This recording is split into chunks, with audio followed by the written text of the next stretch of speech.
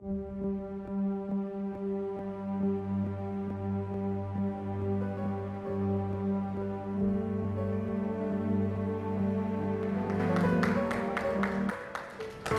the General Agricultural Workers Union to give some few remarks. Sister Comrade Susie Lamte is the head of administration of government. Please let's welcome her with a round of applause.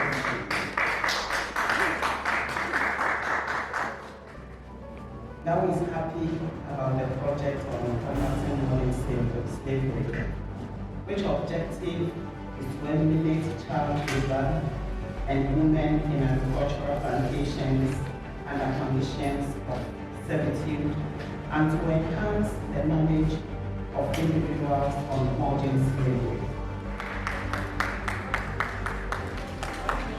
In terms of modern slavery and child labor, this is what many a time we don't know what indicators constitute this.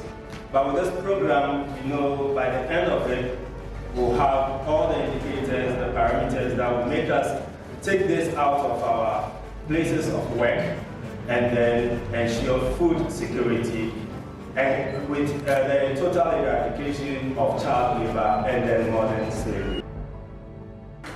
This way we eradicate the child labor issue, we eradicate the forced labor issue. Without orientation, I don't think we're going to get to anywhere. We want to imbibe this into our members.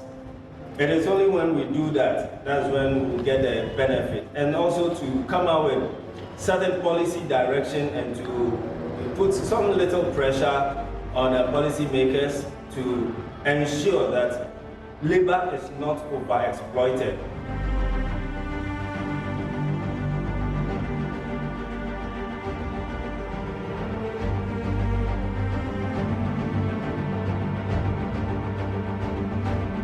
The situation in Ghana we have today, people will tell you that to have a bad job is better than having no job at all. So people will work in any situation. People don't know what the law says, they don't know what their rights are, they don't know who's protecting them, and they don't want to lose their job. So it gets to a point where people actually use themselves up in situations of servitude and they are forced to do work under conditions that are not supposed to also.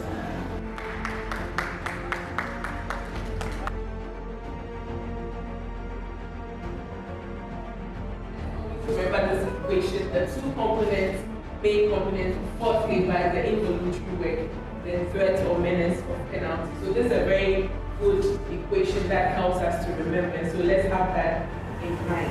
It becomes a case of a red flag. It becomes something that we need to keep an eye on, which if we don't solve, it could lead into forced labor by maybe another indicator of threat adding up. So the fact that there's one indicator doesn't mean it's a comfortable situation, but it becomes a red flag. It becomes something that needs to be watched. It becomes a vulnerability that I just was saying we need to deal with. But just having that at the back of our minds that in forced labor situation, we need to keep an eye on the two sets of indicators, involuntary work, threat or menace of penalty. And as we go on, we'll learn that a lot of whys have to be asked. Why, to get the reasons so that we don't go on and say that this is forced labor when truly the person can leave or truly is not what it looks like. Thank you very much. So basically, forced labor, in our own simple terms, is work that somebody is making you do out of your will by using force or some other form of punishment to make you do the work and the work against your will. A lot of the times it falls into a lot of instruments and challenges before the force, but this is the most popular way of looking at forced labor and this has been found a more effective use of forced labor. The fact that threat or force or coercion, coercion, fraud, deception, abuse of power, vulnerability, or giving or receiving of payments